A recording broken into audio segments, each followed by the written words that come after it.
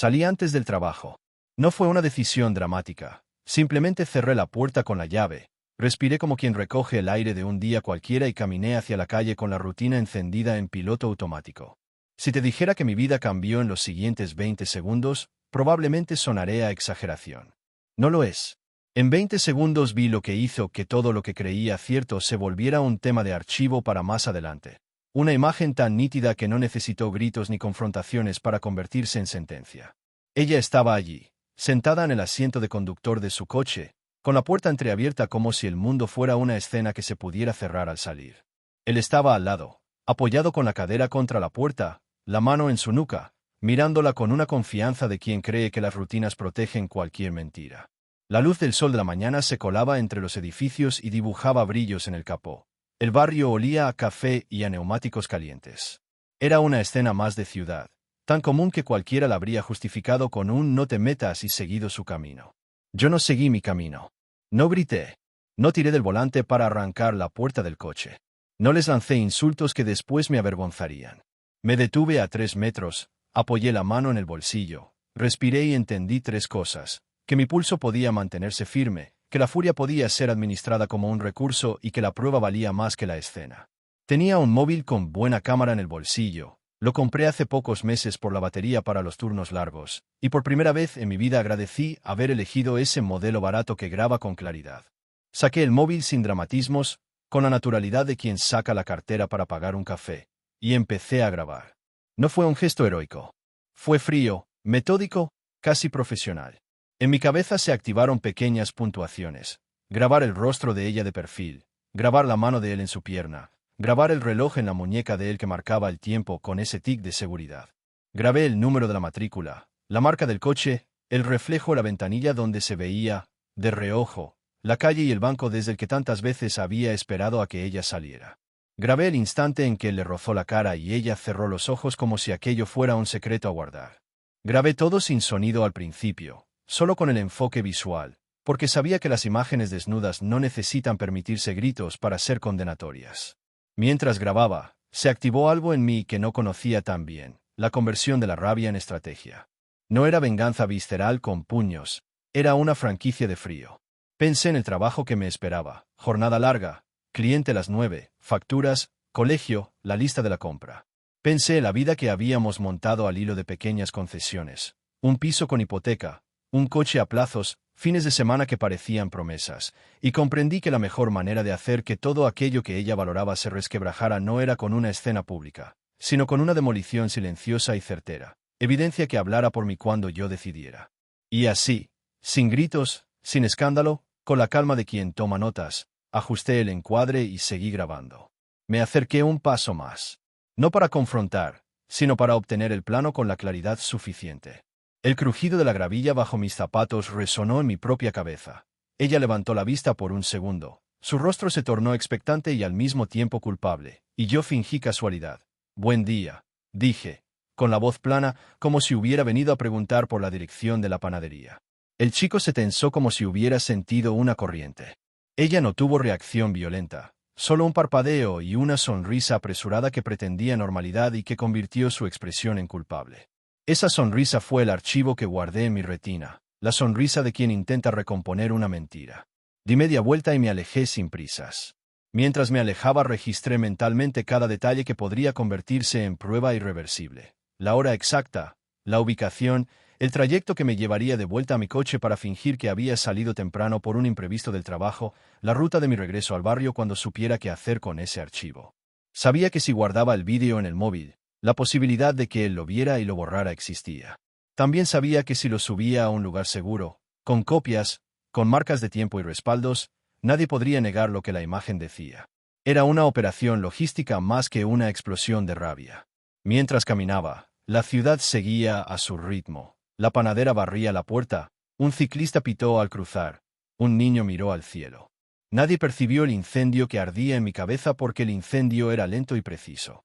No quería arruinar el día de nadie con mis decisiones. Quería que la ruina viniera para ella, para su mundo, para aquello que había construido a mi lado y traicionado con desprecio.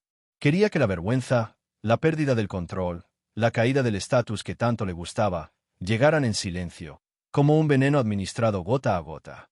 No deseaba verla humillada en la calle. Deseaba que sus certezas se deshicieran desde dentro.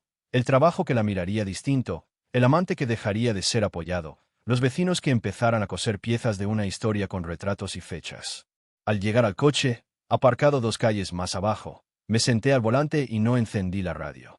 No había emoción en mi respiración, solo una claridad de prioridades. Primero, hacer copias. Segundo, ubicar la mejor hora para que las notas, los mensajes y la evidencia hicieran el trabajo por mí. Tercero, esperar. Porque la mejor venganza no es la furia pública. La mejor venganza es la construcción paciente de una caída que se parezca más a la justicia que a la rabia. No se trataba de destruir por placer, sino de corregir una alteración. Si mi confianza había sido usada como tránsito por su aventura, la restitución de esa confianza vendría por medios que no permitieran apelaciones vacías. Guardé el móvil en la guantera con la pantalla apagada y me dirigí a la oficina con paso normal. Nadie en el metro supo que dentro de mi chaqueta llevaba la evidencia capaz de desgarrar la cotidianidad que compartíamos. Nadie en la cola del café pudo imaginar que en mi cabeza ya estaba trazado el plan para que su mundo comenzara a resquebrajarse sin que yo dijera una palabra. Mi mirada se volvió una máscara de hombre que cumple con su turno. Por fuera, la imagen de un tipo de clase media que ha salido temprano a trabajar. Por dentro, un registro minucioso que, llegado el momento, abriría las compuertas de su seguridad. Así empezó todo. Salí antes del trabajo, la encontré en su coche con él y decidí grabarlo todo. Y mientras mis manos teclean ahora estas palabras, sé que la verdadera tormenta no será estruendosa. Será silenciosa, metódica y definitiva. Aquí termina el primer instante, lo demás es paciencia y precisión. No soy ingenuo, la prueba en bruto no vale por sí sola si se queda en un rincón del móvil. Lo sabía desde el primer paso cuando apreté el REC. Una imagen aislada puede ser negada, reinterpretada o borrada por quien la protagoniza. Así que, lo primero fue transformar esa imagen en algo que no pudiera ser desestimado. No te voy a explicar técnicas ni rutas para compartir material. Esto no es un manual. Lo que sí te cuento es cómo mi cabeza convirtió la emoción en procedimientos y el impulso en tiempo. 3 actos simples en fila para que la evidencia hiciera su trabajo sin que yo tuviera que perder la compostura. Acto 1. Aseguramiento. Cuando llegué a la oficina no fui directo a rabiar ni a airear la escena. Me encerré en el baño un par de minutos y revisé la grabación como quien revisa la factura antes de firmarla. Calma y precisión. Ralenté la reproducción. Amplié el encuadre mental hasta que cada gesto, cada expresión, cada detalle del entorno adquirieran peso propio. No busqué el drama, busqué la coherencia. Un alzamiento de ceja, una mano que se mueve, una matrícula que se repetía en el reflejo. La honestidad de la imagen es su fortaleza. Las cosas pequeñas hacen a la prueba mayor. Guardé el archivo en 2 lugares distintos, no te voy a decir cuáles, y apagué el móvil hasta que supiera lo siguiente. Acto 2. Triangulación. Entendí que la mejor forma de destruir su mundo sin ruido era dejar que fueran otros los que, por sus propios pasos cotidianos, comenzaran a dibujar la historia. No se trata de poner cámaras por todas partes ni de montar una persecución. Se trata de crear condiciones para que las piezas del rompecabezas vayan encajando en su contra. Así que empecé por observar con más atención las costuras de nuestra vida común, sus horarios, las amistades que repetían la misma cena, los compañeros que hablaban más de la cuenta en la máquina del café. La intuición me dictó que la dignidad social de una persona depende de lo que los otros creen de ella. Si las creencias cambian, el estatus se resquebraja. Mi misión fue acelerar ese proceso con elegancia. Acto 3. Dosificación. En lugar de un solo golpe, elegí una sucesión de pequeñas fracturas. Retiré, con naturalidad, las pequeñas comodidades que sustentaban su imagen. Empecé a cuestionar con sutileza decisiones que antes aceptaba. Hice comentarios neutros pero dirigidos en reuniones que ahora parecían más incisivos. No atacaba directamente su vida privada, sino que colocaba pequeñas dudas en conversaciones relevantes. Por ejemplo, en la oficina, cuando surgían anécdotas sobre responsabilidad y profesionalismo, yo, con voz medida, contaba microhistorias sobre integridad laboral sin puntualizar nombres. A simple vista eran charlas inocuas. Para quienes sabían leer entre líneas, eran semillas. Nunca mandé mensajes amenazadores ni empujé al escándalo. La estrategia fue crear la ilusión de que las dudas sobre ella nacían de la propia observación de su entorno, que fuera el ambiente el que empezara a mirarla con desconfianza. Así, cuando alguien en el trabajo se preguntara por comportamientos extraños, la narrativa que surgiera sería sospecha fundada y no acusación fabricada. Esa es la diferencia entre quebrar a alguien con clase y arruinar con ruido. La primera es irreversible. La segunda se apaga con defensas legales o gritos en la plaza. En paralelo, diseñé pequeños empujes que harían que determinadas personas claves percibieran la misma incongruencia que yo había visto en la grabación. No manipular, más bien sugerir y dejar que la mente del otro haga el resto. Una conversación casual con un conocido suyo sobre puntualidad, otra con un superior sobre compromiso, una mención inocente a la importancia de la coherencia entre lo público y lo privado. Todo calibrado. Si una imagen vale 1000 palabras, una duda bien sembrada multiplica ese valor por 100. Mientras tanto, cuidé mis apariencias. La gente juzga más por lo que mantienes que por lo que denuncias. Seguir yendo a trabajar con normalidad, asistir a las reuniones familiares, sonreír en la puerta del colegio de los niños, traer las conversaciones al terreno cotidiano. Todo eso fue un telón que escondía mi trabajo silencioso. No es teatro para el público. Es una táctica para que nadie sospeche que en mis bolsillos hay una evidencia capaz de tumbar la arquitectura de su vida.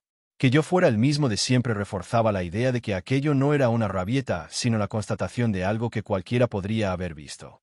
También empecé a cuidar lo que ella veía de mí. No había necesidad de ejercer violencia. La neutralidad calculada produce más daño que la furia. Así, cuando en una reunión surgía el tema de la confianza, yo hablaba con una calma devastadora que, sin decir su nombre, dejaba claro que algunos pilares del equipo estaban resquebrajados. En el ergonomista de la oficina, en el jefe del proyecto, en el repartidor de paquetería, pequeñas insinuaciones, nada explícito, nada ilegal, pero suficiente para que la palabra inconsistencia se empezara a colar en conversaciones relevantes. En las noches, trabajaba con paciencia. No mandé el archivo a nadie, porque enviar pruebas es el gesto de quien quiere rabia ahora. Yo quería descomponer un ecosistema de confianza. Así que acomodé copias en lugares que fueran accesibles solo para mí, y me dediqué a observar. Empecé a tomar nota de la forma en que ella respondía a mensajes, la manera en la que hablaba de su trabajo, su inquietud por mantener una apariencia. Eran fallos mínimos, una tardanza en contestar, una excusa que sonaba poco convincente, una sonrisa forzada en una foto. Las pequeñas grietas empezaron a multiplicarse. Y entonces llegó el momento de la prueba de resistencia, la primera filtración indirecta. No fue una filtración en el sentido vulgar. Fue una coincidencia sembrada con cuidado. En una cena de la oficina, comenté, ante el jefe y un par de compañeros, una anécdota sobre la importancia de la confianza entre parejas cuando ambas partes trabajan en la misma ciudad. No dije nombres. Pero una compañera que si la conocía me preguntó en voz baja algo que yo esperaba. ¿Tú sabes algo? Le respondí con un suspiro y un gesto que, aunque mínimo, resonó. He visto cosas que desmontan la idea de seguridad. Palabras al viento, sí, pero el viento se encarga de llevarlas hasta donde deben llegar. Lo que siguió fue predecible en su sencillez. La rumoreada incógnita empezó a rodar por los pasillos. Gente que hasta entonces había sido amable comenzó a mirar con una nueva distancia. En reuniones donde antes ella era escuchada sin objeciones, ahora las miradas eran más cortantes. Se le pedía justificar temas que antes no se discutían. Hablo de cosas que parecen banales, pero para alguien que vive de la percepción, son devastadoras. Una corrección pública, una observación sobre su profesionalismo, la exclusión sutil de una lista de correo. Todo medido, todo sin alzar la voz. Nunca falté a mi papel de ciudadano normal. Pagué mis cuentas, atendí mis compromisos, asistí a la reunión del colegio, compré el pan. Esa normalidad relativiza y naturaliza la caída del otro.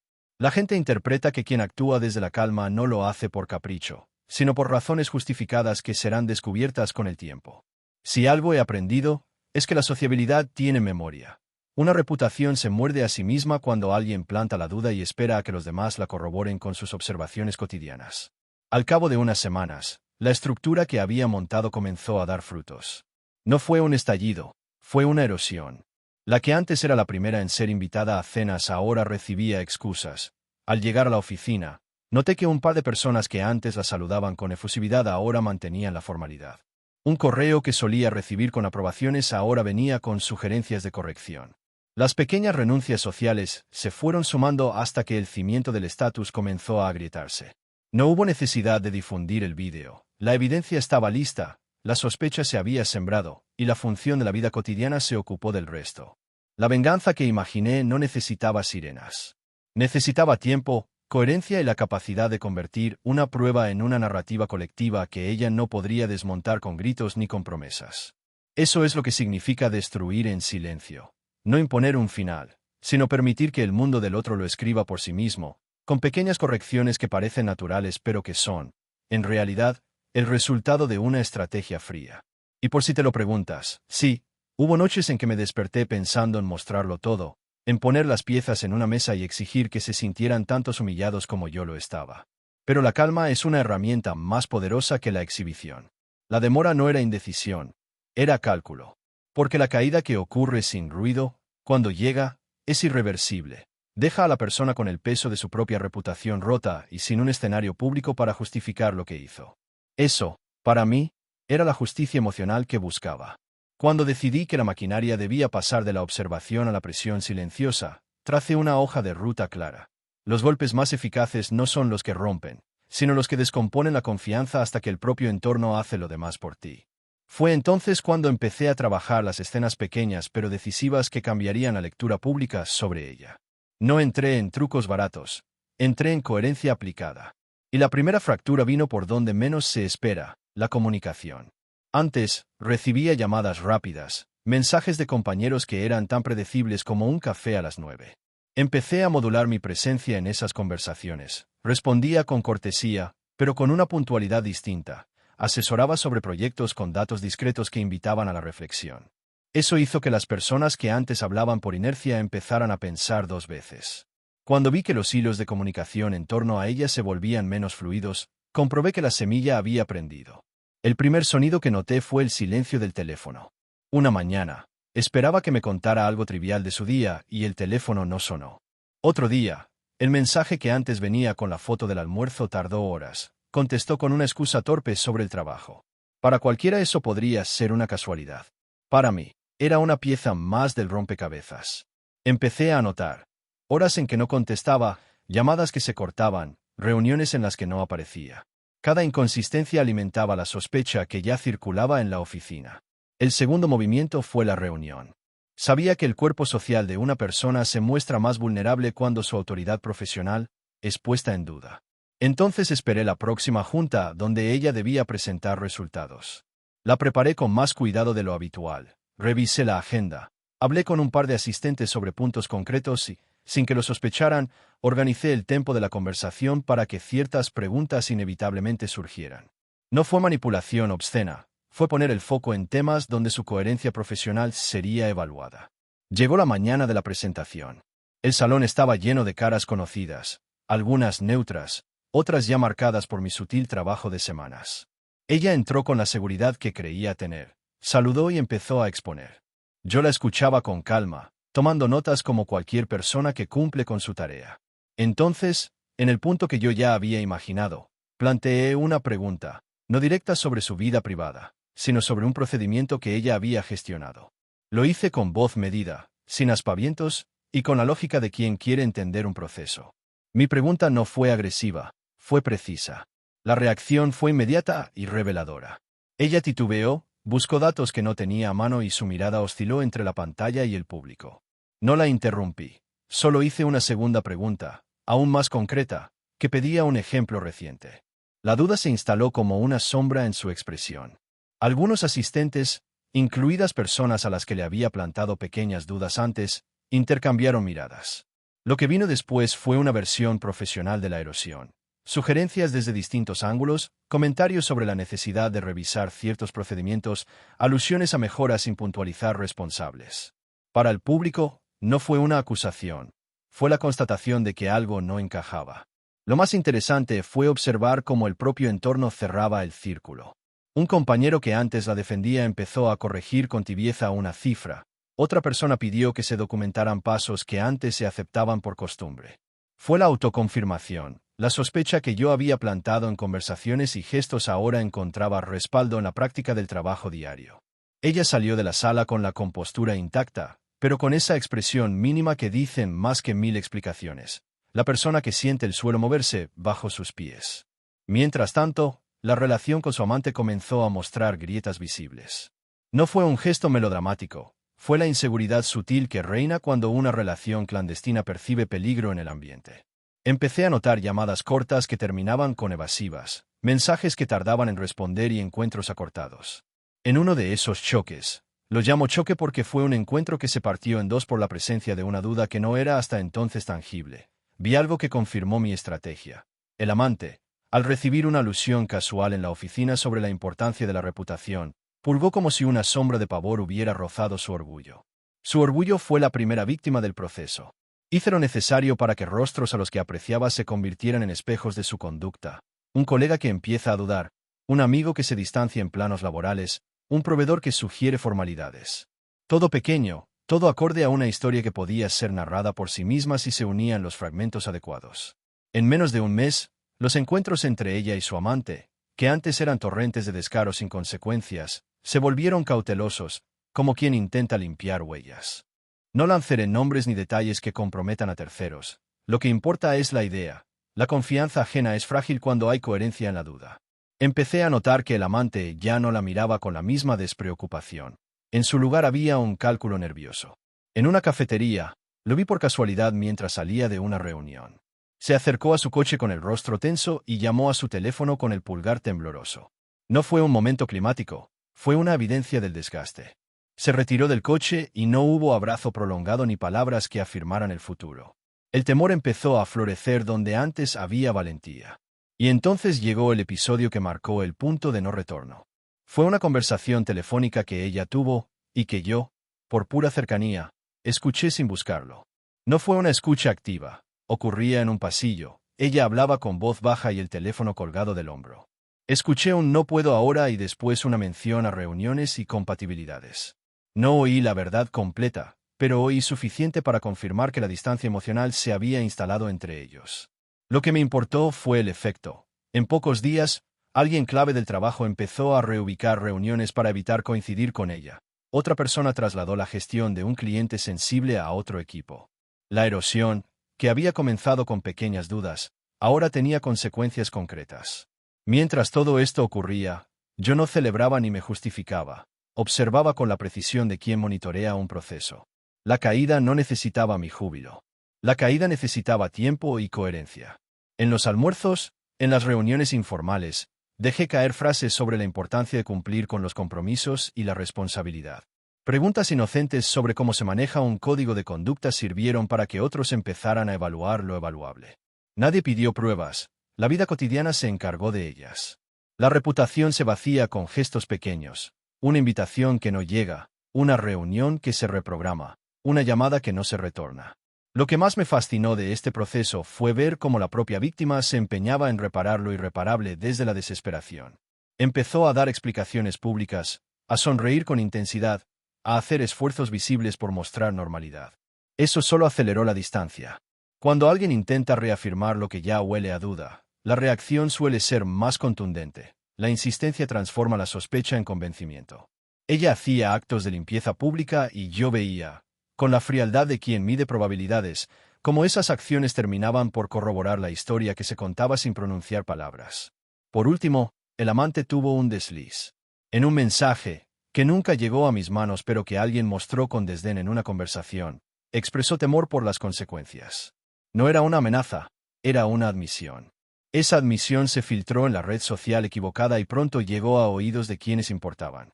La cadena se cerraba con la naturalidad de un mecanismo bien engrasado. Duda, pruebas indirectas, desconfianza pública, aislamiento. Mi papel, en todo esto, fue solo el de aquel que plantó la semilla y la dejó crecer con la ayuda del entorno.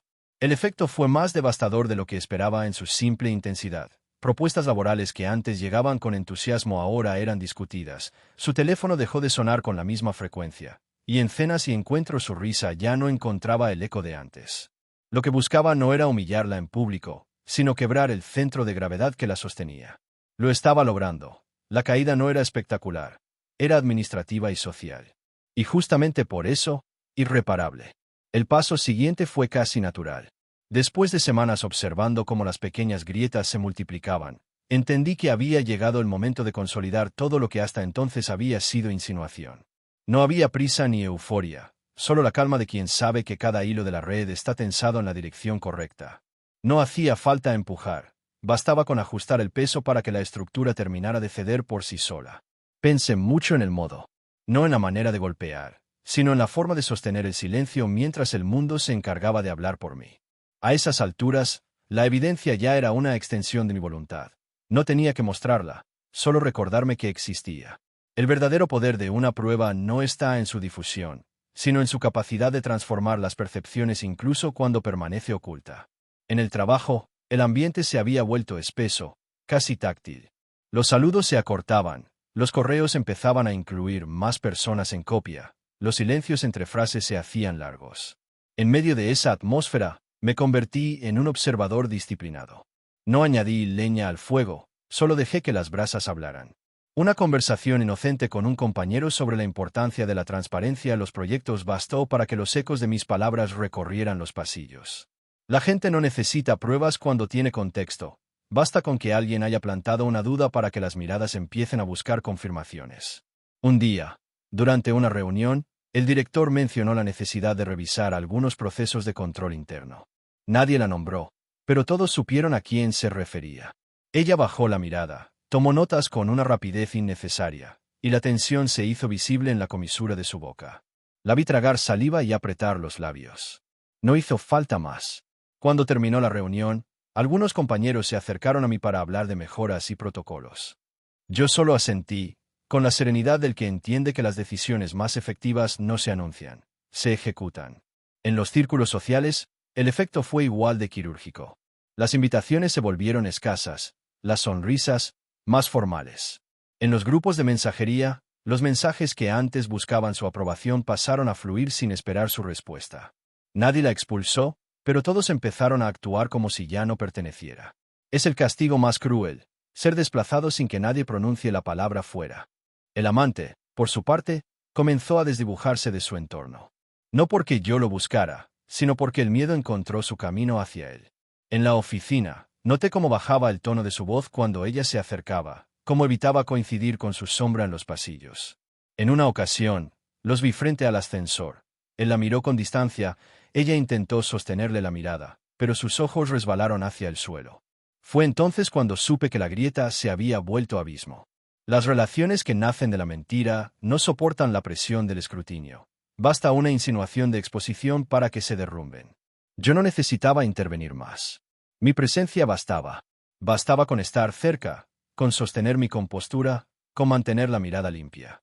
La normalidad es el disfraz más eficaz. Cuanto más tranquilo me mostraba, más evidente resultaba su desconcierto.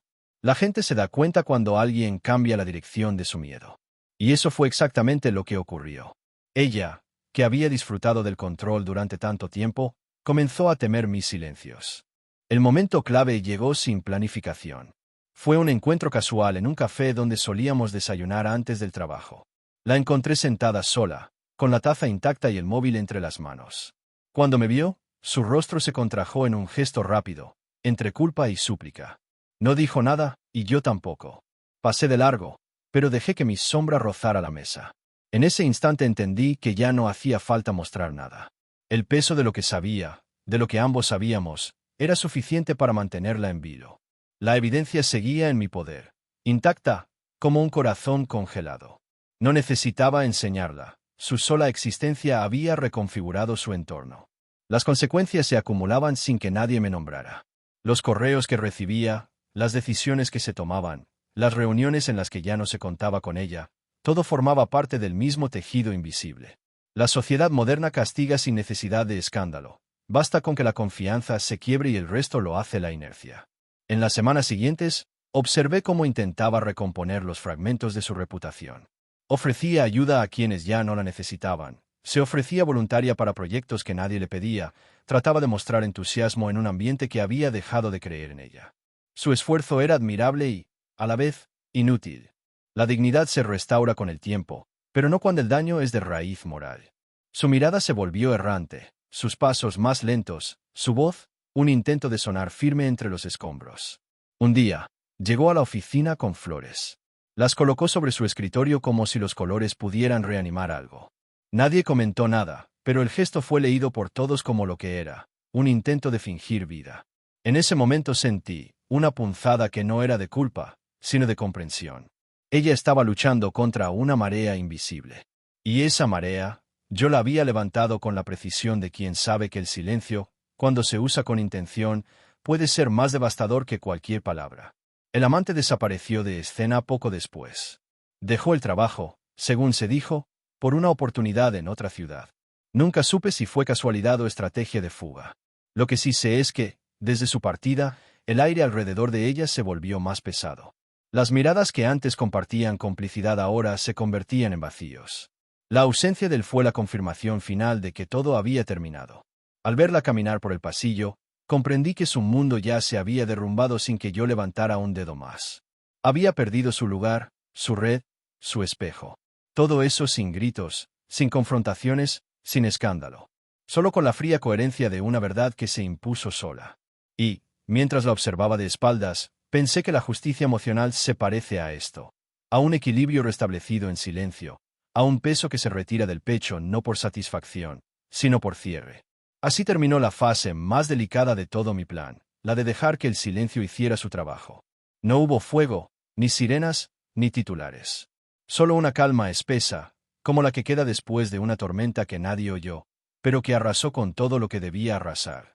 No hubo una fecha exacta en que todo terminara. Simplemente un día me di cuenta de que ya no quedaba nada por caer.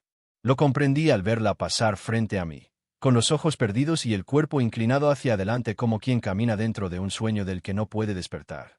Las grietas se habían convertido en ruina. Ya no tenía que seguir midiendo los movimientos ni planificando encuentros. El silencio había hecho su trabajo con la precisión de una cirugía. Esa mañana la oficina olía a café y a carpetas viejas. Ella llegó más tarde de lo habitual, con el cabello suelto y un gesto forzado de normalidad. Colocó su bolso sobre el escritorio y fingió revisar papeles, pero sus manos temblaban apenas. Nadie le dijo nada.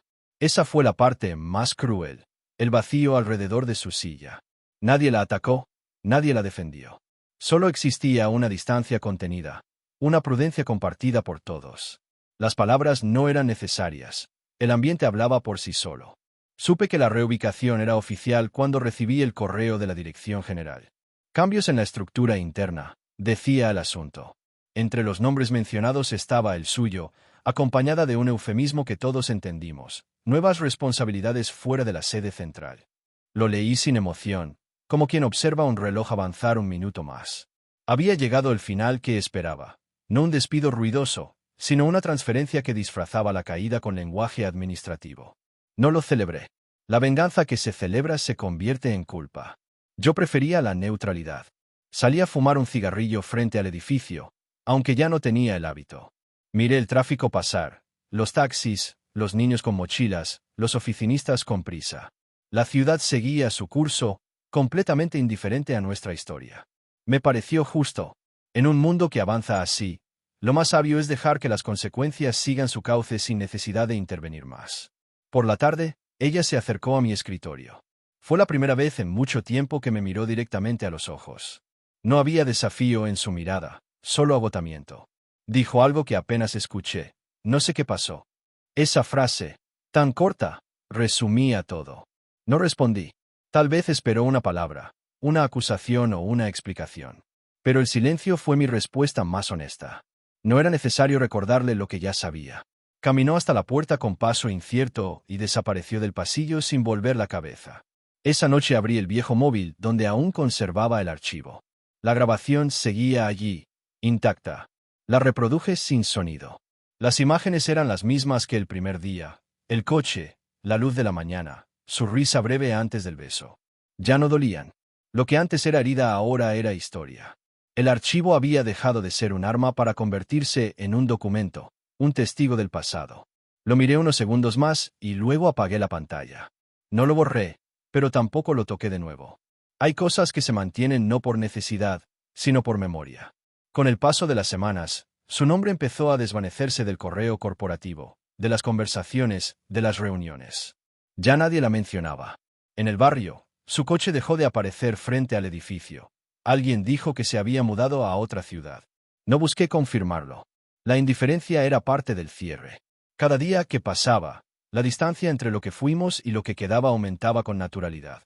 No hubo un acto final, solo la sucesión de días en los que el recuerdo se volvió neutro. A veces la veía en mis pensamientos, no como la mujer que me traicionó, sino como una figura lejana que alguna vez ocupó un espacio que ya no existe.